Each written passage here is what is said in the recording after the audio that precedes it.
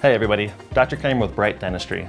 Wanted to let you know that we are always looking to modernize the way that we practice dentistry, and I'm really excited about this new technology that we have. It's called Curodont. It comes in a little package like this, and when you open that package up, it just looks like this. It's a topical application that we can use to treat small cavities. So when we're talking about cavities in your mouth, there are different grades of cavity. If you have a beginning cavity or a baby cavity that's not too big yet, this stuff is fantastic. We can just simply paint it on the surface of your teeth.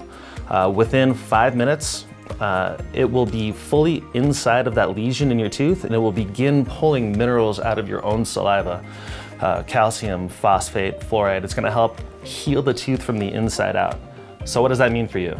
That means that there's a new technology out there on the market that can help treat your cavities in certain circumstances with no needles, no pain, no drill, no fear.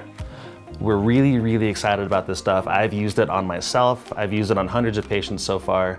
I think that we're one of the only clinics in town using it, and so make sure that you ask about it when you come see us for your new patient exam. Once again, Dr. Kramer with Bright Dentistry.